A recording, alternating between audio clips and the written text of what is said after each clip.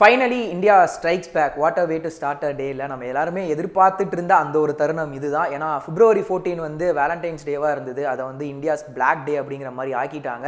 40 CRPF jawans வந்ததை வந்து ஒரு கார் வந்து ஹிட் பண்ணி அந்த இதில் பாம் பிளாஸ்ட் ஆகி 40 பேர் இறந்துருக்காங்க அப்படின்னு கேள்விப்பட்டோன்னு எல்லாருமே வந்து ரொம்ப சோகத்தில் ஆழ்ந்திருந்தோம் அப்படின்னு கூட சொல்லலாம். பட் இன்னைக்கு காலையில் அதே 3:30 அதே ஜெய்ஷி முகமத்தினுடைய கேம்பில் நம்மளுடைய இந்தியன் ஏர்ஃபோர்ஸ் அட்டாக் பண்ணி அவங்க எல்லாத்தையும் சாவடிச்சிட்டாங்க அப்படின்னு கேட்கும்போது இது எல்லாமே இந்தியன்ஸாக பிறந்த எல்லாருக்குமே one of the proudest moment அப்படின்னு கூட சொல்லலாம். ட்விட்டரில் இப்போ இதுதான் வந்து பயங்கர ட்ரெண்டிங்காக போயிட்டு இருக்கு. இந்தியன் ஏர்ஃபோர்ஸ்க்கு வந்து கங்க்ராச்சுலேட் பண்ணுறதா இருக்கட்டும், சர்ஜிக்கல் ஸ்ட்ரைக் 2 பண்ணதா இருக்கட்டும், இதை பிளான் பண்ணி எக்ஸிக்யூட் பண்ண நம்மளுடைய பிரதமரான மோடி அவர்களுக்கும் வாழ்த்துக்கள் வந்து குவிந்த வண்ணம் தான் இருக்கு. அண்ட் அவருமே வந்து பெருமையாக சொல்றாரு, எனக்கு எப்பவுமே என்னுடைய நாட்டு மக்களோட அந்த நலன் மட்டும்தான் முன்னாடி இருக்கும், அதுக்கு முன்னாடி நான் வேற யாருக்குமே வந்து தலை வணங்கணும் அவசியமும் கிடையாது, நம்மள அந்த மாதிரி ஏதாவது செஞ்சாங்கன்னா அதுக்காக நான் பொறுத்துக்கிட்டும் இருக்க மாட்டேன்னு. ஃபர்ஸ்ட் ஆஃப் ஆல் அவங்க நம்ம கங்க்ராச்சுலேட் பண்ணியே ஆகணும். அதுக்கான காரணம் என்ன அப்படின்னா, இந்த அட்டாக் நடந்த போது ட்விட்டர் சைட்லேருந்து சரி அவங்க சைட்லேருந்து சரி ரிப்போர்ட்டர்ஸ் கேட்ட கேள்விகளுக்கு எதுவும் ப்ராப்பராக ஆன்சர் பண்ணல அப்படின்னாலும் நிறைய மீம்ஸ்லாம் ரெடி பண்ணியிருந்தோம். அவங்கள வந்து நிறைய எப்படி சொல்லுவாங்க, கொஞ்சம் கேவலமாகவே ட்ரீட் பண்ணோம் அப்படின்னு கூட சொல்லலாம். பட் அதை எல்லாத்தையுமே வந்து ஒரு ஓரமாக ஒதுக்கி வச்சுட்டு அவங்களை எப்படி அட்டாக் பண்ணலாம், நம்மளை அட்டாக் பண்ண இந்தியன் ஆர்மியை வந்து அவங்க டச் பண்ண அவங்கள நம்ம எப்படி வந்து பதிலடி கொடுக்க போகிறோம் அப்படிங்கிறத யோசிச்சு கரெக்டாக பிளான் பண்ணிட்டு இன்னைக்கு காலையில் விடிய காத்தால 3:30 மணிக்கு அந்த அட்டாக்கை நடத்தி ஒவ்வொரு இந்தியன்ஸையும் வந்து ப்ரௌட் ஆகியிருக்காங்க. ஸோ இந்த ஒரு விஷயத்துக்காக மிகப்பெரிய ஒரு கங்க்ராச்சுலேஷன் அண்ட் சல்யூட் அப்படின்னு கூட சொல்ல முடியும். கடந்த ஒரு 70 ஆண்டுகளாக வந்து பார்க்கும்போது இந்தியன்ஸ்க்கும் சரி பாகிஸ்தானுக்கும் சரி நடக்கக்கூடிய போர் எதுக்கு அப்படின்னாலே இந்த காஷ்மீருக்காக தான். ஸோ இந்த காஷ்மீர் வந்து எங்களுக்கு வேணும்னு சொல்லிட்டு பாகிஸ்தான் போராடிட்டு இருக்காங்க. இந்தியா எக்காலத்திலும் இதை வந்து விட்டு கொடுக்கவே முடியாதுங்கிறதுக்காக அவங்க சைட்லேயும் போராட்டம் நடந்துகிட்டு இருக்கு. அப்பப்போ நிறைய வார்ஸ் நடந்திருக்கு இந்த காஷ்மீருக்காக. அது மட்டும் இல்லாமல் அடிக்கடி ஒவ்வொரு அந்த ஆட்சி அமைப்பு ஒவ்வொரு பிரதமர்கள் மாறும்போது ஒரு கூட்டம் மாதிரி, அதாவது ஒரு கலந்தாய்வு, ஒரு ஃப்ரெண்ட்லி டாக்காக 2 பேரும் வந்து மீட் பண்ணி பேசிப்பாங்க.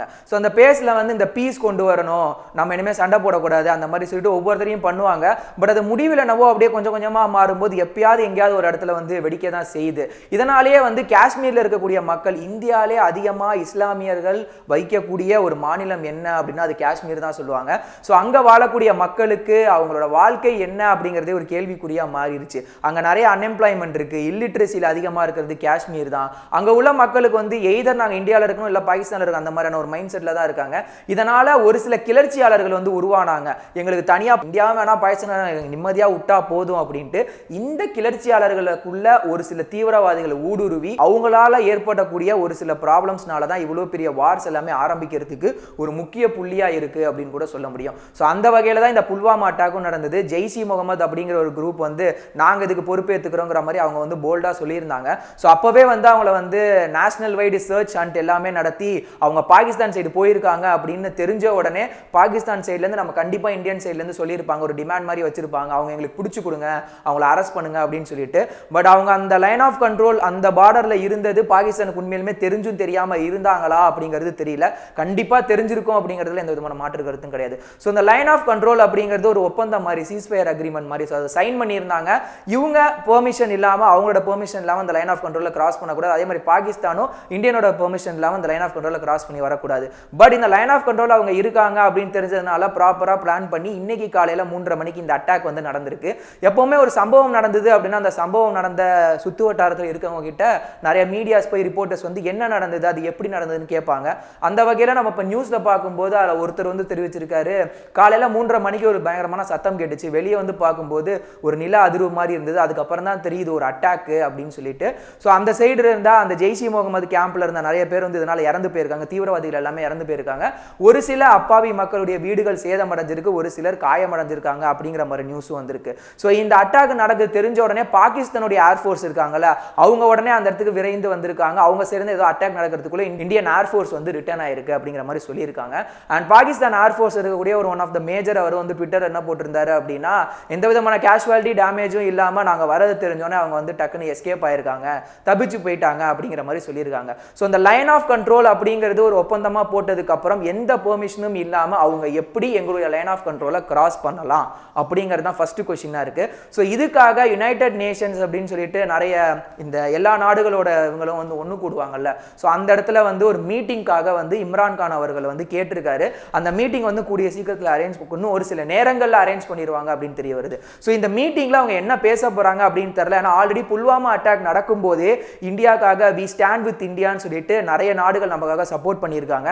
அப்படி இருக்கும்போது கண்டிப்பாக இதுக்கும் அதை தான் பேசுவாங்க. பட் இந்த ஒரு ஒப்பந்தம் இருக்கும் இருக்கும்போது அவங்க எப்படி கிராஸ் பண்ணலாம் அப்படிங்கிறது ஒரு எக்ஸெப்ஷன் கேஸா அவங்க எடுத்துக்குவாங்களா? ஏன்னா இப்போ இம்ரான்கான் அவர்கள், அதாவது பாகிஸ்தானுடைய பிரதமர் அவர், அவர் என்ன சொல்லியிருக்காருன்னா, இதுக்கு பதிலடிக்கு இந்தியா நாங்க கண்டிப்பா கொடுக்க தான் போறோம், அது வந்து எந்த நேரம் எந்த இடம்னா எங்களுக்கு தெரியாது, ஆனா கண்டிப்பா நாங்க பதிலடி கொடுப்போம் அப்படிங்கறத தெரிவிச்சது மட்டும் இல்லாம பாகிஸ்தான் ஏர்ஃபோர்ஸ் வந்து அங்க விரைந்து போனாங்கன்னு சொன்னல அதிகாலை, அதுக்காக அவங்களுக்கு பாராட்டும் தெரிவிச்சு அவங்கள வந்து ரெடியாவும் இருக்க சொல்லியிருக்காரு. மேபி ஏதாவது அட்டாக் இருக்குமா அப்படிங்கிறதும் தெரிய வரல. ஸோ இந்த மீட்டிங் மூலியமா தான் அது எல்லாமே கிளியர் கட்டா தெரிய வரப்போது. மேற்போக இந்த காஷ்மீருக்காக ஒரு 70 ஆண்டுகள் வந்து நம்மளும் பாகிஸ்தான் வந்து சண்டை போட்டுக்கிட்டே இருக்கும். இதுக்கான தீர்வும் அதே மீட்டிங்ல தெரிய வந்துருச்சு அப்படின்னா அதை விட ஒரு பெரிய சந்தோஷம் எதுவுமே கிடையாது. பட் இருந்தாலும் இவ்வளோ பெரிய ஒரு அட்டம்ப்டை ரொம்ப பிரேவா அந்த லைன் ஆஃப் கண்ட்ரோல் தாண்டி அவங்க பண்ணி முடிச்சதும் இல்லாம நம்மளுடைய ஒவ்வொரு இந்தியன்ஸ்க்கும் வந்து பெருமை சேர்த்துனா அந்த இந்தியன் ஏர்ஃபோர்ஸ் ஆஃபீஸர்ஸ் எல்லாருக்குமே மிகப்பெரிய சல்யூட் அப்படின்னு சொல்லலாம். ஸோ எப்பவுமே அந்த இறந்து போனவங்க திரும்பி வரமாட்டாங்கன்னு சொன்னாங்கல்ல, அந்த ஒரு காயம், அந்த வடுக்கு வந்து போட்ட மருந்தா வந்து இதை நம்ம பார்க்க முடியும். இதுக்கப்புறம் இந்த மாதிரியான விஷயங்கள் நடக்கக்கூடாது அப்படிங்கிறதும் ஒன்று இருக்கு. இன்னொரு சைடு என்ன சொல்றாங்க அப்படின்னா, எப்பவுமே நெகட்டிவா பேசுறதுக்குன்னே ஒரு செட் ஆஃப் பீப்புள்ஸ் இருப்பாங்கல்ல. ஸோ அவங்க என்ன சொல்றாங்க அப்படின்னா, இது வந்து ஃபுல்லாவே டிராமா, மோடி அவர்கள் வந்து பொலிட்டிக்கல், அதாவது அவருடைய ஆட்சியை வந்து தக்க வச்சுக்கணும் அப்படிங்கிறதுக்காக புல்வாமா அப்படிங்கிற மாதிரியான ஒரு டிராமா ஒன்று கிரியேட் பண்ணி ஜெய்ஷ் இ முகமதுங்கிற வந்து தலைமை வாங்குறாங்க அப்படிங்கிற மாதிரி கிரியேட் பண்ணி தான் இது வந்து எல்லாமே வந்து என்டையரா டிராமா, புல்வாமா அட்டாக்கும் டிராமா தான், இப்போ நடக்கிறது வந்து டிராமா தான், ஸோ அவருடைய எலெக்ஷனுக்காகவும் அவருடைய அந்த பதவி ஆசைக்காகவும் பண்றது அப்படிங்கிற மாதிரி நெகட்டிவிட்டியும் ஒரு சைடு வந்து ஸ்ப்ரெட் ஆகிட்டு இருக்கு. ஸோ இது சம்பந்தமா ஒரு சில தலைவர்கள் வந்து அதுக்கு மாற்று கருத்தும் தெரிவிச்சிருக்காங்க. இந்தியன்ஸா பிறந்த எல்லாருமே இந்த சர்ஜிக்கல் ஸ்ட்ரைக்காக ரொம்ப பெருமைப்பட்டு இருக்காங்க. ஸோ இந்த ஒரு விஷயம் வந்து மோடி அவர்கள் செஞ்சதிலே வந்து எல்லா இந்தியன்ஸையும் சந்தோஷப்படுத்துற மாதிரியான ஒரு விஷயம் என்ன அப்படின்னா அது இந்த சர்ஜிக்கல் ஸ்ட்ரைக் அப்படின்னு தான் சொல்ல முடியும்.